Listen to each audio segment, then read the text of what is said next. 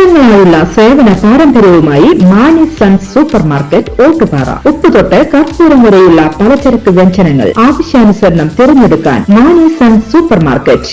Branded അരികൾ, പ്രമുഖ കമ്പനികളുടെ ബിരിയാണി അരികൾ, ബ്രാൻഡഡ് കറി പൗഡറുകൾ, സ്പൈസസ്, ഡ്രൈ ഫ്രൂട്ട്സ്, എസൻസ് എന്നിവയും സ്റ്റീൽ, അലുമിനിയം, പ്ലാസ്റ്റിക് തുടങ്ങിയ ഹോം അപ്ലയൻസിന്റെ വിപുലമായ ശേഖരം. വ്യാപാരികൾക്കായി ഹോൾസെയിൽ സംവിധാനം. എല്ലാവിധ പലചരക്ക് സാധനങ്ങളും ഒരു കുടക്കീഴിലൊരുക്കി നിങ്ങളെ സ്വാഗതം ചെയ്യുന്നു.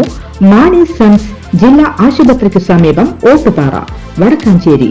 Phone number 9072303443 8078417443.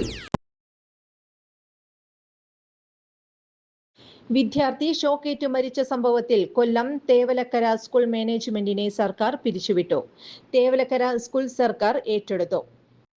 CPIM നിയന്ത്രണത്തിലുള്ള മാനേജ്മെന്റിനെയാണ് പിരിച്ചുവിട്ടത്. മാനേജറെ അയോഗ്യനാക്കിയ വിദ്യാഭ്യാസ വകുപ്പ് താൽക്കാലിക മാനേജറായി കൊല്ലം ജില്ലാ വിദ്യാഭ്യാസ ഓഫീസർക്ക് ചുമതല നൽകി.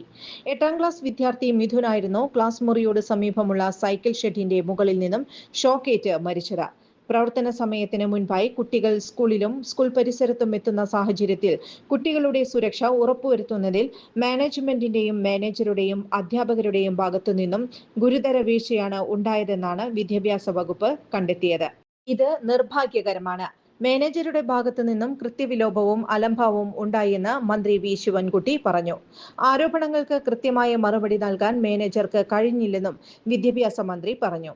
സ്ഥലം സന്ദർശിച്ച് പൊതുവിദ്യാഭ്യാസ ഉപഡയറക്ടർ തയ്യാറാക്കിയ റിപ്പോർട്ടിന്റെ അടിസ്ഥാനത്തിലാണ് നടപടി. മിഥുൻ കേരളത്തിന്റെ മകനാണ്. ഭാവിയിൽ ഇത്തരം സംഭവങ്ങൾ ആവർത്തിക്കാതിരിക്കാൻ നടപടി സ്വീകരിക്കും. ഉദ്യോഗസ്ഥ സംഘം സ്കൂളുകൾ സന്ദർശിച്ച് 3 ആഴ്ചയ്ക്കുള്ളിൽ റിപ്പോർട്ട് സമർപ്പിക്കും.